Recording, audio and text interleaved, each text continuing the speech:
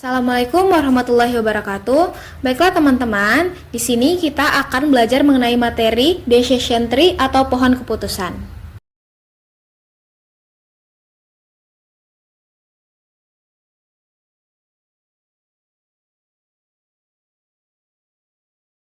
Baik teman-teman, di sini kita akan mengetahui apa itu decision tree atau biasa disebut dengan pohon keputusan.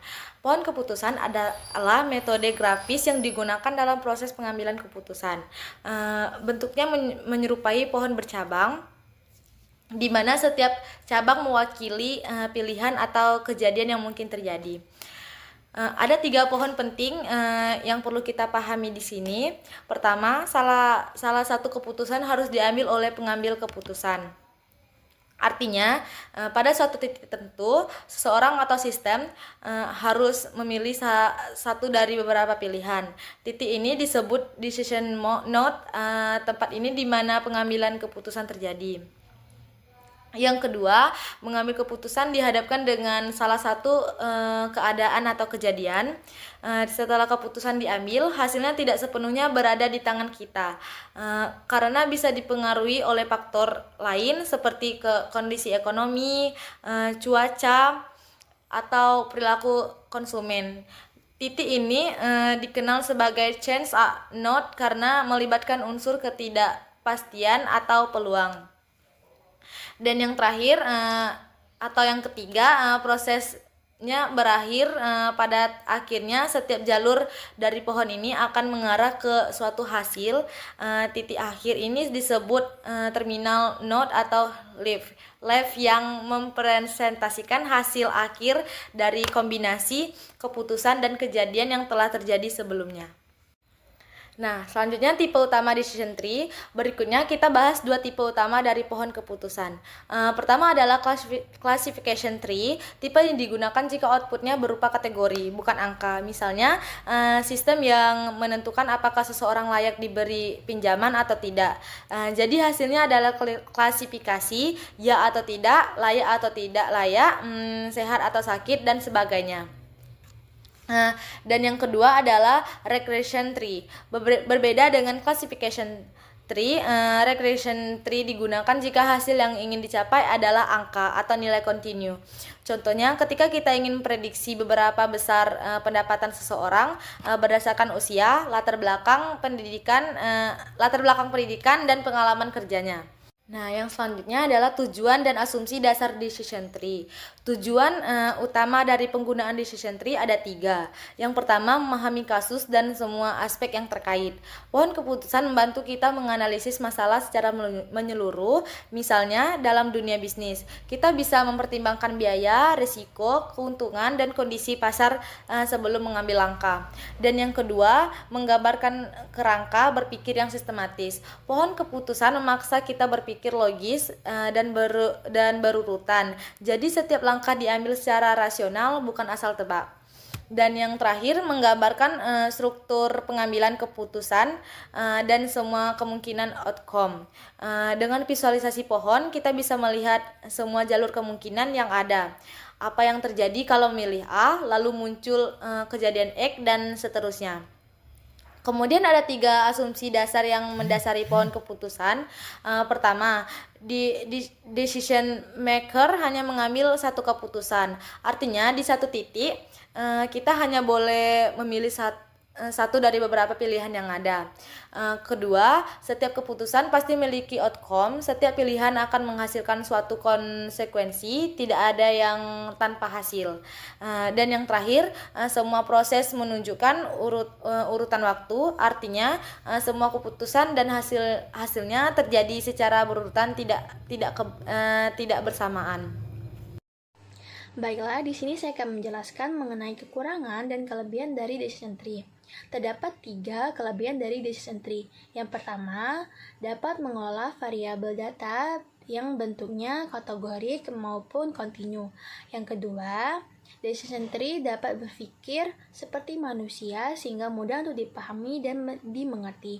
Yang artinya struktur dari decision tree ini itu seperti mengambil keputusan manusia yang dimana mudah untuk dipahami dan mudah untuk dimengerti. Dan yang ketiga, data dan interpretasi yang baik, algoritma yang cepat, dan dapat digunakan untuk dataset yang besar. Yang artinya decision tree ini dari algoritmanya itu dapat bekerja dengan cepat, data dan interpretasinya itu dapat dimengerti dengan jelas dan juga dapat digunakan untuk dataset yang cukup besar. Sedangkan untuk kekurangannya itu hanya satu, yang dimana decision tree ini dapat berubah secara signifikan jika terjadi perubahan pada datanya dan juga terjadi kesalahan pada klasifikasinya jika terlalu banyak kelas yang ada. Baiklah, di sini saya juga akan menjelaskan bentuk dan konsep diagram dari decision tree. Yang pertama adalah basic konsepnya. Sebenarnya hanya ada 3 basic konsep. Yang pertama yaitu bentuk peta atau simpul keputusan. Kata lainnya adalah decision yang berguna untuk menunjukkan titik dari keputusan alternatif yang diambil. Yang kedua adalah bentuk bulat atau simpul ketidakpastian. Kata lainnya adalah chance yang berguna untuk menunjukkan hasil titik yang hasil dari titik keputusan tersebut secara acak. Yang kemudian adalah garis panjang atau kata lainnya adalah garis penghubung yang kata lain disebut juga sebagai fork. Nah, di mana 3 tersebut berguna untuk di dalam diagram dari decision tree. Kemudian juga terdapat bentuk dari diagram keputusan. Dapat dilihat juga di gambar bahwa ada 2 bentuk. Yang pertama itu decision fork dan juga chance fork. Yang dimana yang pertama dari decision fork itu di awal yang digunakan untuk menunjukkan keputusan alternatif yang dihubungkan dengan 3 garis penghubung yaitu A1, A2, A3 ke beberapa chance fork atau simpul ketidakpastian. Nah, yang dimana dari setiap simpul ketidakpastian tersebut atau chance fork tersebut juga dihubungkan ke 3 cabang untuk ke pivot masing-masing, yaitu ada S1, S2, dan S3. Dan yang terakhir adalah menentukan nilai pivot, di mana setiap jalur pada setiap pohon alternatif terdapat nilai pivot di ujung cabangnya, yaitu nilai pivot tersebut dapat ditentukan dari alternatif yang diambil. Nah, untuk menentukan alternatif yang terbaik, maka kita harus menentukan terlebih dahulu nilai pivot dari alternatif yang ada. Oke guys, sekarang kita bakal masuk ke contoh soalnya ya, agar kita bisa memahami tentang bagaimana caranya membuat pohon regresi yang baik dan benar. Nah, ini contoh soalnya ya. Nah, coba bayangkan dari contoh soal ini, kalian lagi mempunyai sejumlah dana nih. Kalian punya 2 pilihan. Yang pertama itu investasi ke proyek X atau investasi ke proyek Y. Nah, proyek X ini kelihatannya cukup menantang karena peluang keberhasilannya yang sangat kecil, yaitu 30%. Tapi, kalau kita berhasil nih, kita bakalan dapat keuntungan 40 juta rupiah. Namun, di sisi lain, ada proyek Y nih yang lebih aman karena peluang keberhasilannya itu 60%. Tapi keuntungannya yang kita dapat hanya sebesar 15 juta rupiah. Nah, kalau gagal gimana nih? Nah, kalau gagal, kedua proyek ini sama-sama gak akal ngasih kita keuntungan alias 0%. Nah, kalau kalian jadi investor nih, kalian bakal pilih yang mana? Yang aman tapi untungnya kecil atau yang berisiko tapi untungnya gede?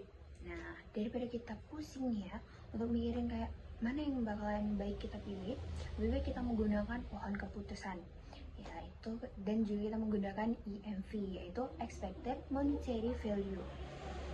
Kita masuk ke slide penyelesaiannya ya. Yang pertama itu yang bakalan kita lakuin adalah pahami semua informasi yang ada di proyeknya. Nah, yang pertama untuk proyek X nih, kita tahu bahwa peluang keberhasilan untuk proyek X itu adalah 30% dan keuntungannya kalau berhasil nih 40 juta rupiah. Kalau gagal ya kita nggak bakalan dapat apa-apa.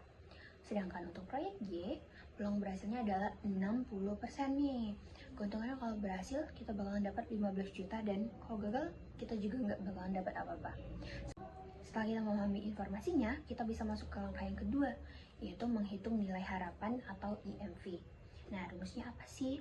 Nah, IMV itu rumusnya adalah peluang sukses dikali keuntungan ditambah peluang gagal dikali dengan nilai gagalnya. Baiklah, dari itu kita bakalan ngitung satu persatu ya. Yang pertama kita bakalan menghitung untuk proyek X. Nah, IMV proyek X itu adalah, tadi kan kita ketahui bahwa peluang suksesnya dari proyek X adalah 30% dan keuntungannya adalah 40 juta. Nah, jadi kita bisa masukin ke rumusnya, yaitu IMV proyek X sama dengan 30% dikali 40 juta ditambah 70% yaitu peluang gagalnya dikali 0 untuk nilai gagalnya, dan kita bakalan dapat hasil 12 juta rupiah. Nah, untuk proyek Y nih kita hitung lagi. Tadi kan peluang suksesnya adalah 60% dan keuntungan yang kita bakalan dapat adalah 15 juta nih. Nah, terus dari peluang gagalnya kita dapat tadi 40% nih. Dan kalau kita gagal itu nggak dapat apa-apa. Jadi IMV dari proyek Y adalah 60% dikali 15 juta ditambah 40% dikali 0. Nah, hasilnya adalah 9 juta rupiah. Jadi kita bisa simpulin nih dari hasil itu tadi. Meskipun proyek X terlihat lebih berisiko, tapi IMV-nya lebih besar dibanding proyek Y nih. Artinya secara rata-rata proyek X itu adalah pilihan yang lebih menguntungkan. Nah, selanjutnya akan dibahas oleh Carla ya. Baiklah teman-teman, setelah kita mengetahui informasi yang jelas dari soal dan kita telah menghitung IMV atau nilai harapan keuntungan, langkah selanjutnya kita akan membuat diagram decision tree. Pada pembuatan diagram decision tree ini, langkah pertama yaitu memilih proyek mana yang mau duluan dianalisis. Nah, di sini kita akan menganalisis dulu proyek X terlebih dahulu. Pada proyek X ini memiliki dua kemungkinan, yaitu sukses dan gagal. Pada kemungkinan sukses, kita memiliki nilai peluang sebesar 30%, di mana nilai keuntungannya 40%. Dan jika gagal, kita memiliki nilai peluangnya 70% dan 0 keuntungan. Setelah menghitung IMV-nya atau nilai harapan keuntungannya, maka pada sukses kita mendapatkan IMV-nya sebesar 12 juta rupiah. Dan jika gagal, kita tidak mendapatkan nilai harapan keuntungan tersebut.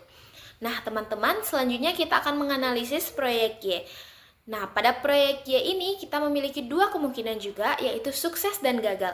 Pada kemungkinan sukses kita memiliki nilai peluang sebesar 60% dan memiliki nilai keuntungan sebesar 15 juta rupiah. Nah, pada gagal, kemungkinan gagal kita memiliki nilai peluangnya sebesar 40% dan 0 keuntungan. Selanjutnya kita pada IMV yang kita telah hitung tadi, kita mendapatkan jika kita sukses kita mendapatkan nilai harapan keuntungan itu sebesar 9 juta rupiah, dan jika gagal kita tidak mendapatkan nilai harapan keuntungan tersebut. Nah, IMV atau nilai harapan keuntungan tersebut kita letakkan bagian ujung dari diagram sebagai payoff kita.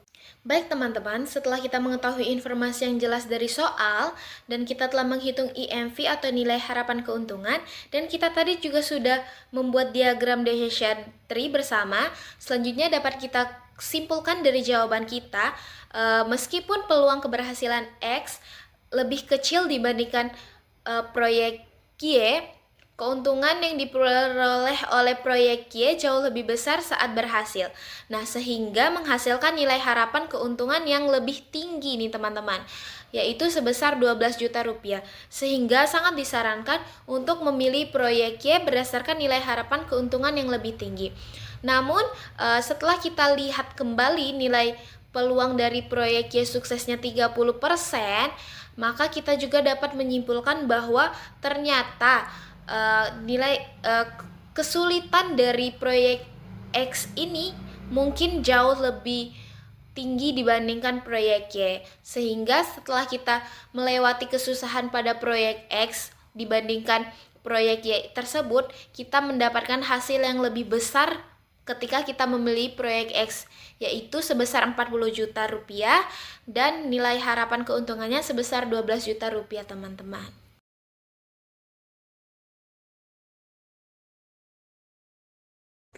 Sekian dari kami. Terima kasih. Wassalamualaikum warahmatullahi wabarakatuh.